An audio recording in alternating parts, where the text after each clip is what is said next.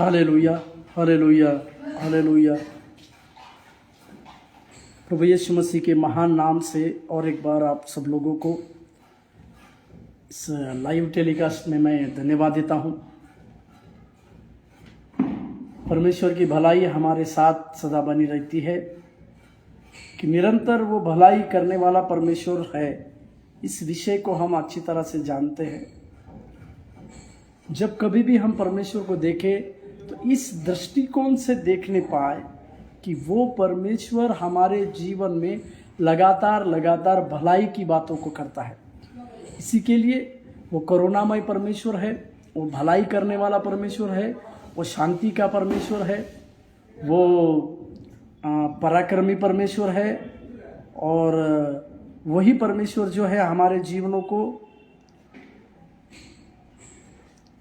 वही परमेश्वर हमारे जीवन को बनाता है, वही बचाता है, वही सृजनहार परमेश्वर है, वही हमारे जीवनों को तैयार करता है। इन सब बातों को हम देखने पाए और समझने पाए। बीते दिनों में क्रिसमस या बड़ा दिन की बातों को जब हम देखें, या क्रिसमस की बातों को जब हम देखें, या क्रिसमस को मनाने की बातों को जब हम देखें, तो हमारे जीवन में को जब हम देखें तो हमारे जीवन में तो इस बात को हम समझने पाए, जानने पाए कि यीशु मसीह का इस धरती पर जन्म लेना वो हमारे लिए एक बड़ी आशा की बात है। यीशु मसीह इस धरती पर जन्म लिए, हमारे अपराधों के लिए मारे गए, गाड़े गए, क्योंकि बाइबल इस प्रकार से बतलाती है। पौलुस ने कहा, मेरे साथ एक वचन पढ़ेगा, पहले कुरिन्थियों की पत्री 15वें अध्याय, पहले कुरिन्थियों की पत्री उसके 15वें अध्याय में प्रेरित पौलुस इस प्रकार से लिखते हैं। पहला कुरिन्थियों की पत्री 15वें अध्याय के 3 और 4 वचन को मैं पढ़ रहा हूं। पहले कुरिन्थियों की पत्री 15वें अध्याय 3 वचन और 4 वचन कुछ इस प्रकार से कहता है। उसमें इस प्रकार से लिखा हुआ है, पौलुस कहते हैं, इस कारण मैंने सबसे पहले तुम्हें वही बात पहुंचा दी जो मुझे पहुंची थी कि पवित्र शास्त्र के वचन के अनुसार यीशु मसीह हमारे पापों के लिए मर गया और गाड़ा गया, और पवित्र शास्त्र के अनुसार तीसरे दिन जी उठा। हालेलुया। यहाँ पर प्रेरित पौलुस एक बात के ऊपर जोर देते हैं। वो बात यह है कि प्रेरित पौलुस, यीशु मसीह जो है हमारे पापों के लिए मारा गया और हमारे पापों के लिए गाड़ा गया और हमारे पापों के लिए वो जी उठा बोलकर उस परमेश्वर को हम देखते हैं। परमेश्वर के पवित्र नाम की महिमा और प्रशंसा होने पाए कि बीते दिनों में हम इस प्रकार से यीशु मसीह का जन्मदिन हो, बड़ा दिन जिसे हम कहते हैं, सारे विश्व भर में उसको मनाते हैं। विश्व भर में हम इसको मनाते हैं, परंतु सही क्रिसमस या सही बड़ा दिन की बातें हमें किस प्रकार से समझनी चाहिए या हमें किस प्रकार से उसको जानना चाहिए, इस बातों को हम कुछ बारे में देखें। जरूर हम इस बात को समझते हैं कि ये क्रिसमस यानी यीशु मसीह एक तोहफा बनकर हमारे लिए आए, क्योंकि पिता ने वचन ये बतलाती है। यूहन्ना रचित सुसमाचार की पत्री 3 अध्याय के 16वें वचन में इस प्रकार से लिखा हुआ है कि परमेश्वर ने जगत से ऐसा प्रेम किया कि अपने एकलौते पुत्र को दे दिया, ताकि जो कोई उस पर विश्वास करे वो नाश ना हो परंतु अनंत जीवन पाए। प्रभु के नाम की महिमा और प्रशंसा होने पाए। वहां पर जब यूहन्ना इस बातों को लिखता है तो एक शब्द की ओर मैं आपका ध्यान आकर्षित करता हूं।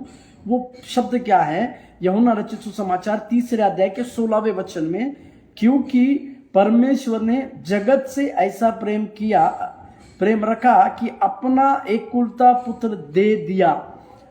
ये दे दिया जो शब्द जो है उसके ऊपर मैं आपको कहूं। क्रिसमस या बड़ा दिन मतलब एक पिता ने अपने पुत्र को इस धरती के उद्धार के लिए, इस धरती के, इस जगत के पापी लोगों का उद्धार करने के लिए दे दिया। इसी का मतलब यह है क्रिसमस यानी बड़ा दिन मतलब अपनी दे देना या अपनी खुशियों को बांटना, इसी को हम रियल क्रिसमस कहते हैं। और वहां पर लिखा है इस पुत्र को इसी के लिए दे दिया था, इस पिता ने अपने पुत्र को इसी के लिए दे दिया था ताकि जो कोई उस पे ऊपर विश्वास करे वो नाश ना हो परंतु अनंत जीवन पाए। इसका मतलब यीशु मसीह एक दिया गया हुआ पुत्र है।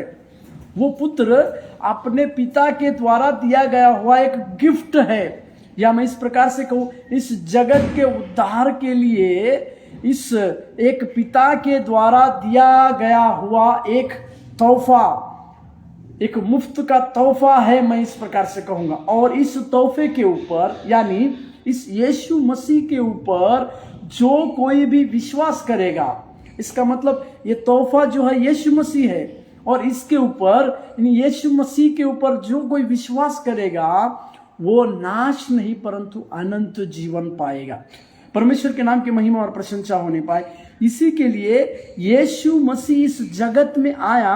उसका कारण भी हम इस वचन को, जो यीशु मसीह जब जन्म हो रहे थे तो उनके जन्म से पहले इस वचन को लिखा गया, यीशु मसीह का इस धरती पे आने का क्या अर्थ है। मत्ती रचित सुसमाचार की पत्री उसका 1 अध्याय का 21वें पद को मैं पढ़ रहा हूं। मत्ती रचित सुसमाचार की पत्री 1 अध्याय का 21वें पद को मैं पढ़ रहा हूं, जिसको हम सब लोग देखते हैं। उसमें लिखा हुआ है, वह पुत्र जनेगी और तो उसका नाम यीशु रखना, क्योंकि वह अपने लोगों का उनके पापों से उद्धार करेगा। प्रभु के नाम की महिमा और प्रशंसा होने पर उनके पापों से उद्धार करेगा, अपने लोगों का उनके पापों से उद्धार करेगा।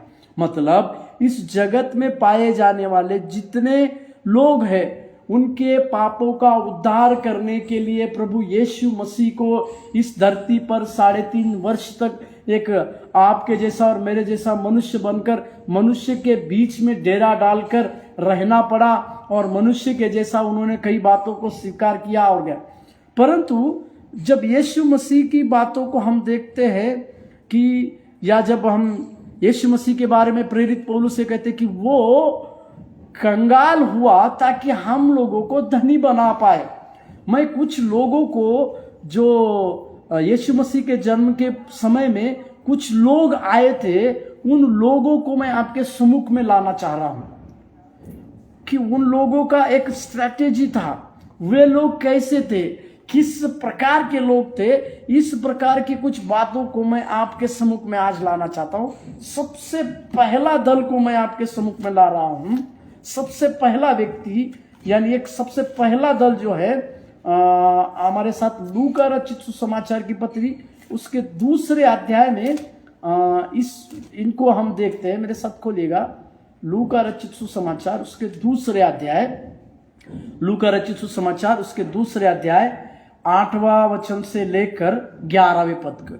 यहां पर यीशु मसीह के जन्म के होने की खबर एक ऐसे दल को दी जा रही है या ऐसे व्यक्ति को दी जा रही है, उसके विषय में मैं आज आपको कुछ कहना चाह रहा हूं। मेरे साथ खोलिएगा लूका रचित सुसमाचार की पत्री उसके 2 अध्याय 8वें वचन से लेकर 11वें वचन तक के बातों को।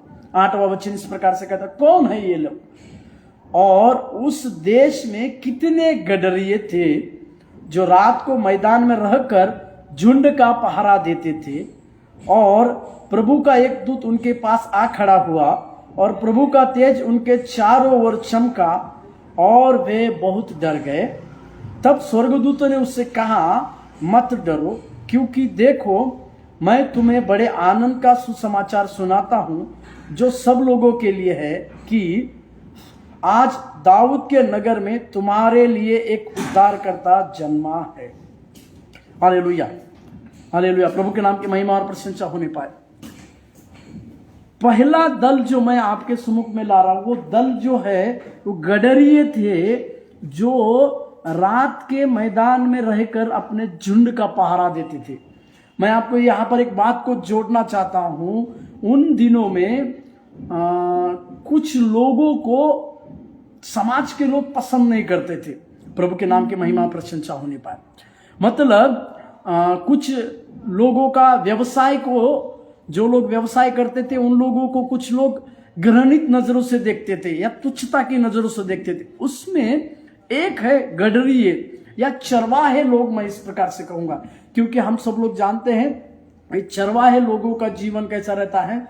एक मिट्टी में धुला हुआ या अपने झुंड की रखवाली करते समय उस झुंड के साथ रहना और उनके ऊपर थोड़ा सा वो अपने ऊपर एक चादर को ओढ़े रहते थे, क्योंकि उन दिनों में ठंड, उन समय में एक ठंड रहती थी। इसी के लिए गडरिये एक अपने ऊपर चादर को ओढ़ के रखते थे और उस चादर से उनको थोड़ा सा गर्मी लगता था और वे अपने उस भेड़ों के साथ में रहते थे। इसी के लिए वो उनको क्लीन नहीं रहते थे, वो साफ सुथरे नहीं रहते थे बोलकर उनका जीवन थोड़ा सा साफ सुथरा नहीं रहता था। इसी के चलते लोग, समाज के लोग उनको तुच्छता की नजरों से देखते थे। और दूसरी बात, ये गडरिये लोग जो है सबसे गरीब लोग थे। इनको समाज में देखने का नजरिया एक गरीब की तरह था। इसको देखकर लोग कहते थे कि सबसे गरीब लोग है, सबसे ज्यादा गरीब लोग है कह के करते थे। परंतु मैं आज आपको एक बात को सुनाता हूं, ऐसे गरीब लोगों के बीच में जिनको समाज ने तुच्छ जाना, जिनको समाज ने धिक्कार दिया, ऐसे व्यक्तियों के पास स्वर्गदूतों के द्वारा सबसे पहले एक संदेश को पहुंचाया जा रहा है। प्रभु के पवित्र नाम की महिमा और प्रशंसा होने पाए। वो स्वर्गदूतों के द्वारा संदेश प्राप्त करने वाले पहले व्यक्ति बन गए और वो इस प्रकार से स्वर्गदूतों का उन्होंने संदेश को सुना कि मत डरो, क्योंकि देखो मैं तुम्हें बड़े आनंद का सुसमाचार सुनाता हूं जो सब लोगों के लिए है। प्रभु के नाम की महिमा और प्रशंसा होने पाए। यीशु हमारा परमेश्वर जो है अमीरी गरीबी की बातों को नहीं देखता। इसी के लिए शुरुआत में मैंने कहा, प्रेरित पौलुस इस प्रकार से लिखते हैं कि परमेश्वर यीशु मसीह कंगाल हुआ ताकि हम लोग धनी हो।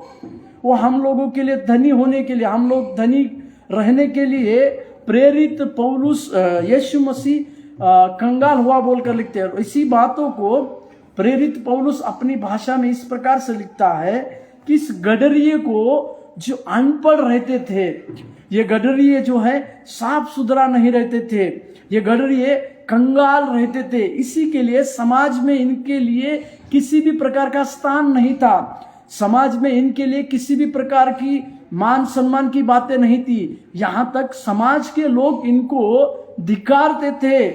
परंतु एक सबसे बड़ी खुशखबरी इस गडरिये के पास परमेश्वर ने पहुंचाया। परंतु प्रेरित पौलुस की भाषा में अगर हम देखेंगे तो वहां पर लिखा हुआ है,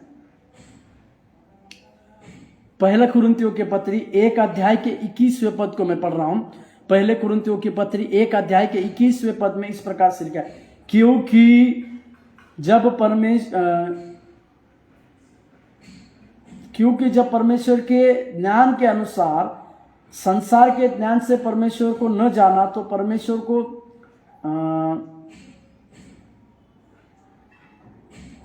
उसमें इस प्रकार से लिखा हुआ है कि परमेश्वर ने जगत के मूर्खों को चुन लिया बोलकर।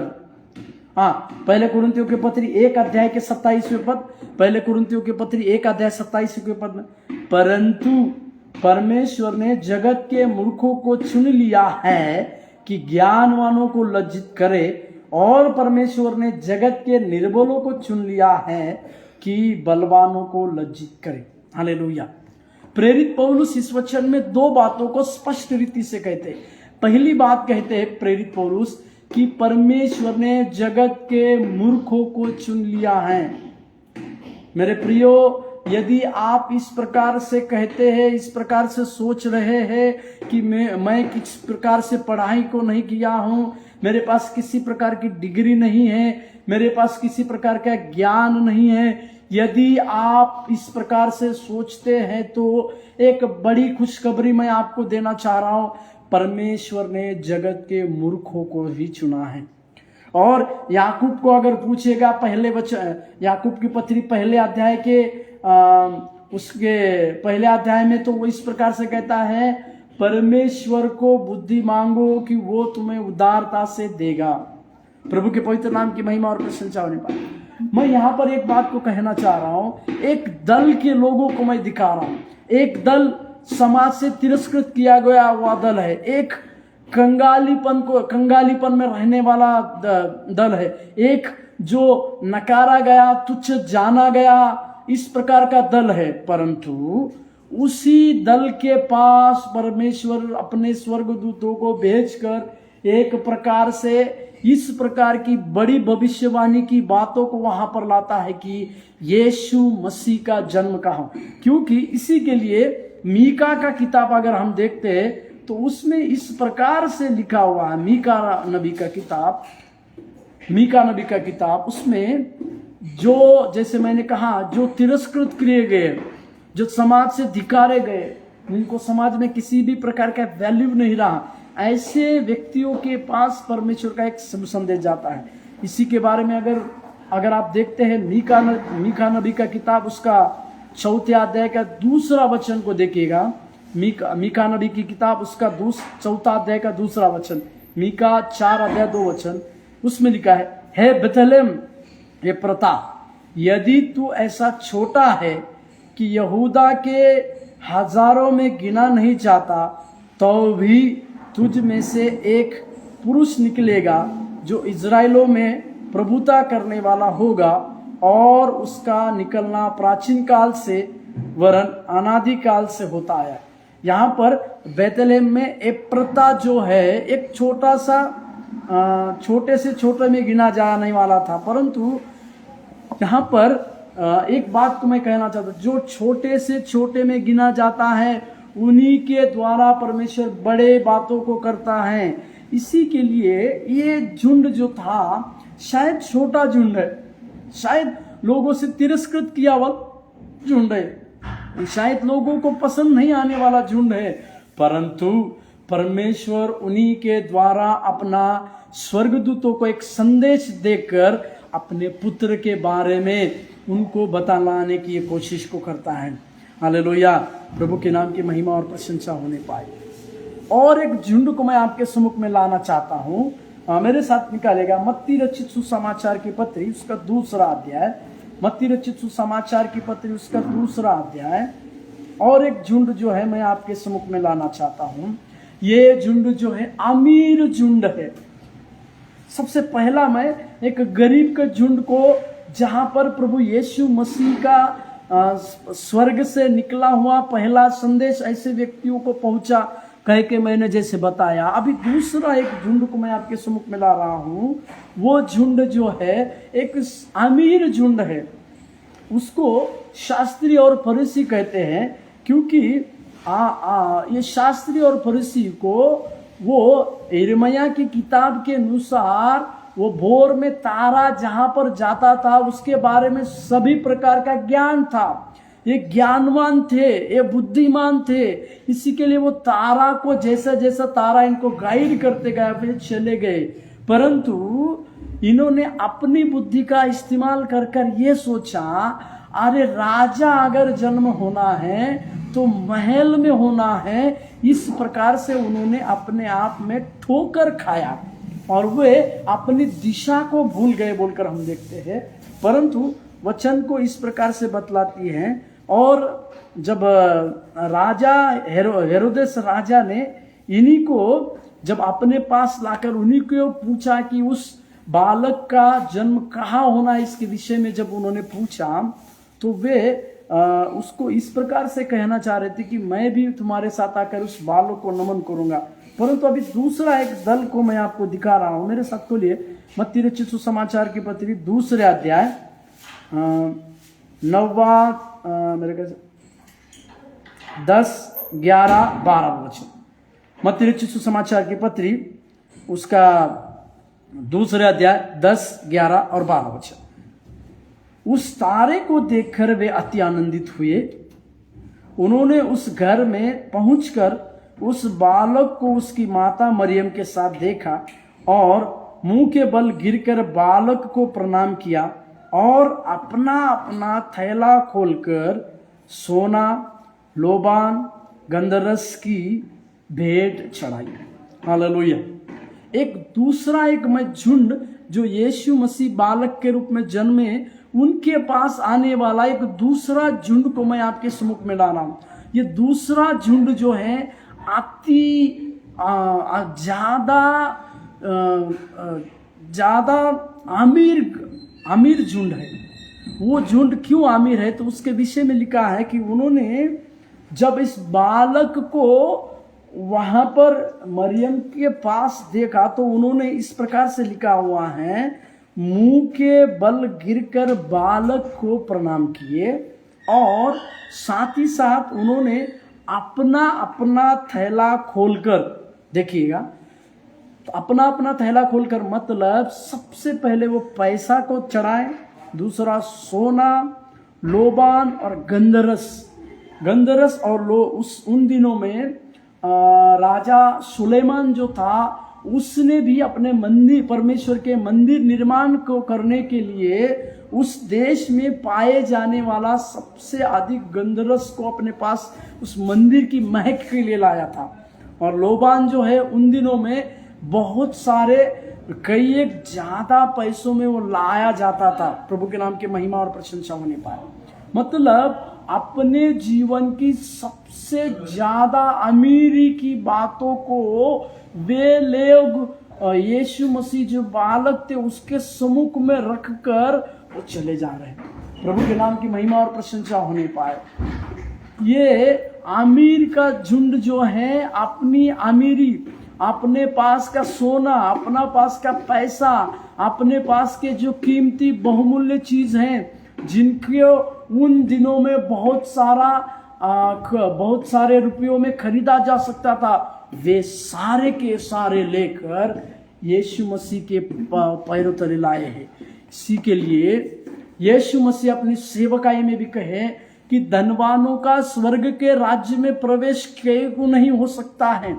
और यहाँ तक कि कहा कि तुम धन और परमेश्वर की सेवकाई दोनों में से किसी को एक कर सकते हो बोलकर, परंतु एक प्रकार का ये झुंड है जिन्होंने सबसे अमीर होने के बावजूद अपनी सबसे सारी संपत्तियों को उस बालक यीशु मसीह के पास लाए। हालेलुया। प्रभु के नाम की महिमा और प्रशंसा। इन दोनों को देखेगा, इन दोनों के ऊपर परमेश्वर यीशु मसीह का किस प्रकार से अनुग्रह रहा। एक चरवाहे को दिखाया मैंने, एक गडरिए जो कि सबसे कंगाल रहने वाले थे, सबसे कंगालीपन रहने वाले थे, परंतु परमेश्वर का अनुग्रह उनके पास पहुंचा और उन्होंने परमेश्वर के लिए परमेश्वर के द्वारा आया हुआ एक स्वर्गदूत का वाणी को सुना और उन्होंने फिर परमेश्वर के उस बालक को प्रणाम किया बोलकर दिखते। दूसरा झुंड जो सबसे अमीर है, हमारी अमीरी मतलब क्या है, हम अगर आमिर बनते हैं, नीति वचन में इस प्रकार से लिखा हुआ है, धन यहोवा की, धन प्रतिष्ठा यहोवा से ही मिलती है।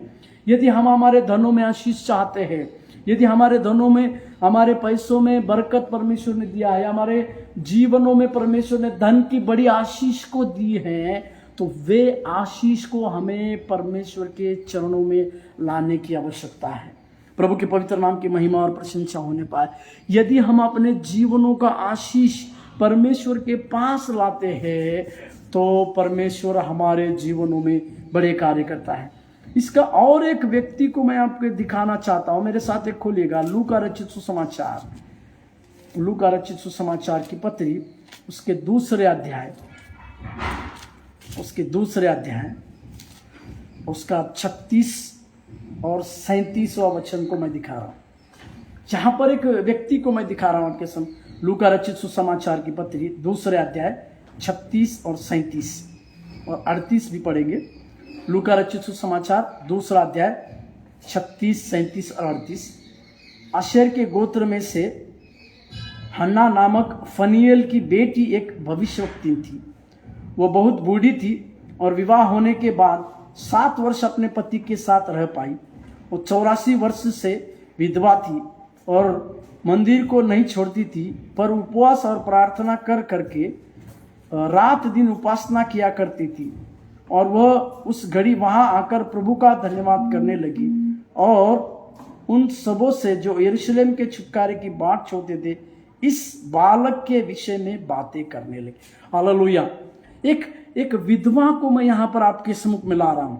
वो उसका नाम हन्ना लिखा हुआ है। वो फनुएल की बेटी थी बोलकर लिखा है और साथ ही साथ वो भविष्यवक्ता थी बोलकर लिखा है। इतना होने के बावजूद उसके जीवन में एक प्रकार का विधवापन को हम देखते हैं। वो 84 वर्ष की विधवा थी बोलकर लिखा हुआ है। केवल अपने पति के साथ 7 वर्ष तक वो अपने पति के साथ रही, परंतु उसके जीवन में परमेश्वर के भवन को छोड़कर जाने की मनसा उसको नहीं थी। इसी के लिए उसके विषय में लिखा हुआ है वो रात दिन उपवास और प्रार्थना करती थी और परमेश्वर के भवन को कभी भी नहीं छोड़ती थी।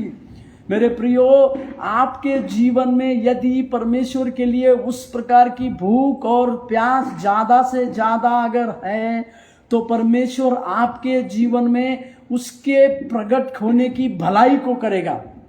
या मैं इस प्रकार से कहूं, आपके जीवनों में परमेश्वर के लिए बड़ी भूख और बड़ी प्यास है तो परमेश्वर आपके लिए एक अद्भुत रहस्य को आपके जीवन में प्रकट करेगा। जैसे कि ये 84 वर्ष की रहने वाली विधवा, उसके ऊपर परमेश्वर ने अपने बेटे का रहस्य को प्रकट किया। उसके विषय में लिखा हुआ है 38वें पद में लिखा हुआ है। मेरे साथ खोलिएगा, लूका रचित सुसमाचार 2 का 38 में इस प्रकार से लिखा है, वह उस घड़ी वहां आकर प्रभु को धन्यवाद करने लगी। हालेलुया। उस घड़ी वहां पर आकर ये हन्ना परमेश्वर का धन्यवाद करने लगी और उन सबों से जो यरूशलेम के छुटकारे की बाट जोते थे उस बालक के विषय में बातें करने लगी। एक स्त्री, एक विधवा स्त्री को मैं आपको यहां पर ला रहा हूं। उसके जीवन की सारी आशा खत्म हो चुकी है। उसका जीवन का मुख्य कर्ता जो है उसके साथ नहीं है, परंतु उसके साथ उसके जीवन में परमेश्वर के संग संग चलने का अनुभव आज भी है।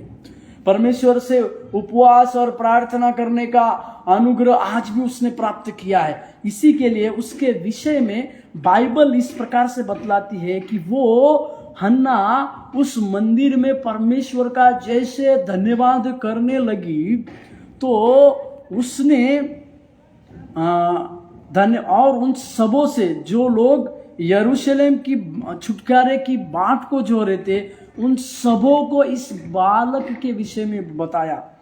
इसका मतलब मैं यहाँ पर और एक बात तो बताता हूँ। मलाकी का किताब पुराने नियम का आखिरी किताब है और मलाकी से लेकर मत्ती रचित सुसमाचार की पत्री को लिखने के लिए लगभग 400 साल लगे। और हम सब लोग ये भी जानते हैं कि इजराइलों की छुटकारे के लिए परमेश्वर ने अपने संत लोगों को भेजा। मूसा, अब्राहम ऐसे बड़े बड़े संत लोगों को भेजा। उसके बाद परमेश्वर ने अपने भविष्यवक्ताओं को भेजा। फिर परमेश्वर ने अपने न्यायी लोगों को भेजा। फिर अपने छोटे भविष्यवक्ताओं को भेजा। मतलब परमेश्वर की योजना इजराइलों को छुड़ाने की थी। उस छुड़ाने के लिए परमेश्वर ने हमेशा किसी न किसी को भेजा। परंतु 40 मलाकी की किताब के बाद 400 साल तक परमेश्वर ने किसी भी प्रकार की बातें नहीं की। किसी भी प्रकार की बातें किसी याजक के द्वारा नहीं की, किसी राजा को नहीं भेजा, किसी भविष्यवक्ता, किसी छोटे भविष्यवक्ताओं को नहीं, बड़े भविष्यवक्ताओं को नहीं, किसी को नहीं भेजा। तो लगभग जो इजराइल की शांति की बाट जो होने वाले लोगों ने अपनी आशा को खो चुके थे। अपनी आशा लगभग वो खो चुके थे, परंतु किसी के भी मन में इस प्रकार की बात नहीं आई थी कि परमेश्वर अपने एकलौते पुत्र प्रभु यीशु मसीह को ही इस धरती पर भेजेंगे। हालेलुया। इसी के लिए यशायाह इस प्रकार से यशायाह का पत्री उसके 90वें अध्याय के 6वें वचन में इस प्रकार से लिखता हुआ हम देखते हैं कि हमारे लिए एक बालक दिया गया। मेरे साथ एक वचन पढ़िएगा, यशायाह का पत्री 90वें अध्याय के 6वें वचन। यशायाह का पत्री उसके 90 अध्याय का 6वां वचन, यशायाह 90 अध्याय 6, क्योंकि हमारे लिए एक बालक उत्पन्न हुआ, हमें एक पुत्र दिया गया और प्रभुता उसके कंधे पर होगी और उसका नाम अद्भुत युक्ति करने वाला, पराक्रमी परमेश्वर, अनंत काल का पिता और शांति का राजकुमार रखा जाएगा। हालेलुया। हमारे लिए एक बालक को दिया गया है।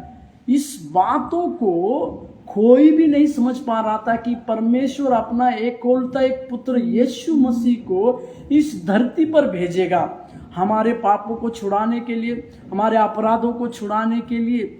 और इसी यीशु मसीह के साथ उस इजराइल लोगों का छुड़ौती का जो कारण बनने वाले थे, ऐसे सारे लोगों को ये हन्ना जो है, जो यरूशलेम की छुटकारे की बात जोने वाले थे, इस बालक के विषय में यानी यीशु मसीह के विषय में बतलाते गई।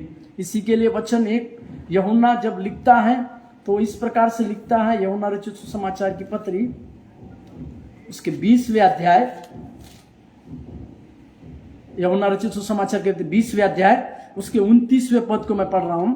यूहन्ना 20 अध्याय के 29वें पद, यीशु ने उससे कहा, माफ कीजिएगा, यूहन्ना रचित सुसमाचार 20 अध्याय का 31वें पद, 31, यूहन्ना 20:31, परंतु ये इसीलिए लिखे गए हैं कि तुम विश्वास करो कि यीशु ही परमेश्वर का पुत्र है और विश्वास करके उसके नाम से जीवन पाओ। हालेलुया। ये हन्ना जो है यरूशलेम की बाट को जोहने वाले झुंड में जाकर इस बालक के विषय में सबको बतलाने लगी।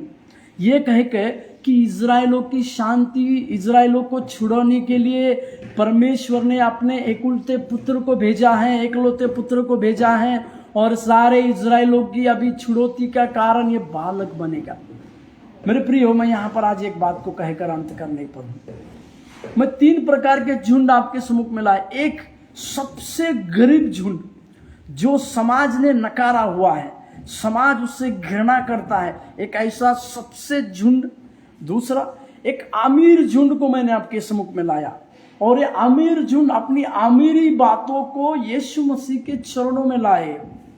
जब कभी भी हम अपना आशीष को पाते हैं तो हम सब लोग ये कहते हैं कि हमारी आशीष की बातों को जब हम यीशु मसीह के कदमों में लाते हैं तो हम परमेश्वर हमारी आशीषों को मल्टीप्लाई करते हैं। और तीसरा एक व्यक्ति को मैं लाया आपके सामने जो इजराइल की शांति की बाट जोने वाले लोगों के बीच में यीशु मसीह का जो बालक यीशु मसीह के बातों को कह रहा है। मेरे प्रियो, मेरे सहकर्मियों, आज जब हम इस बड़ा दिन की बातों को जब देखते हैं, बीते दिनों में जब हम इस बड़ा दिन की बातों को मनाते हैं, तो हमें इस 3 प्रकार की बातों को याद रखने की आवश्यकता है। यीशु मसीह बालक के रूप में रहने के बावजूद, बालक रूप के जन्म लेने के बाद उस चरवाहे जो गडरिये थे उनके पास अपने स्वर्गदूत के द्वारा एक संदेश को पहुंचाते हैं। और साथ ही साथ शास्त्री और फरीसी जो उन दिनों में सबसे ज्यादा बुद्धिमान थे, सबसे ज्यादा अमीर थे, उन लोगों के पास भी संदेश को पहुंचाया जा रहा है।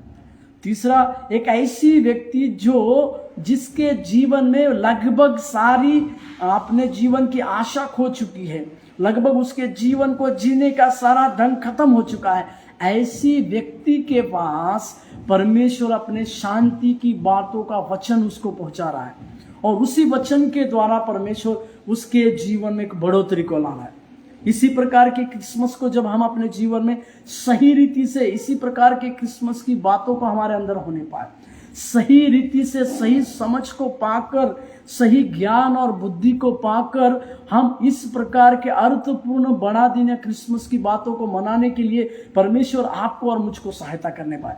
क्रिसमस मतलब यीशु मसीह इस धरती पर आना और उसके लिए एक एंजॉयमेंट काफी नहीं है, तो यीशु मसीह इस धरती पर एक तोहफा बनकर हमारे लिए दिया गया, उस उद्धार का वरदान के लिए हमारे लिए दिया गया। इसी के लिए जिस जगह पर आज तक यीशु मसीह के सुसमाचार की बातें नहीं फैली है, ऐसी जगह पर जाकर यीशु मसीह का प्रेम बांटना, यीशु मसीह की करुणा को बांटना, यीशु मसीह की दया को बांटना, यही एक सच्चा और अर्थपूर्ण क्रिसमस होगा। जैसे पिता ने अपने एकलौते पुत्र को दे दिया, उसी तरह से जो निकम्मे हैं, जो गरीब है, जो कुचले हुए हैं, जो जिनको समाज में किसी भी प्रकार का वैल्यू नहीं है, ऐसे लोगों के पास पहुंचकर यीशु मसीह के जन्म का आनंद को करना, यही सच्ची रीति से अर्थपूर्ण क्रिसमस होगा। आइए हम इस बातों को लेकर अंत करें। परमेश्वर हमारे जीवन में इसी प्रकार की सहायता करने पाए। यीशु मेरे प्यारे जन्म, मन में बसे मेरे हरदम। यीशु मेरे प्यारे सनम, मन में बसे मेरे हरदम। दिल ये चाहे मेरा संग संग रहूं सदा, मर्जी हो पूरी तेरी है ये तमन्ना मेरी। इस लॉर्ड प्रभु, एक अर्थपूर्ण क्रिसमस समझने के लिए आप सहायता और मदद करें। बड़ा दिन या क्रिसमस मतलब आपके प्यार को ऐसे लोगों तक पहुंचाना जहां पर आपके प्रेम की घटी तिरस्कृत किए वाले लोगों को यीशु का प्रेम समझाना ही सही क्रिसमस कहलाया जाए। पवित्र यीशु को सहायता कर और मदद कर, यीशु मसीह के नाम से मांगते हैं, आमीन आमीन। प्रभु आपको आशीष दे। धन्यवाद।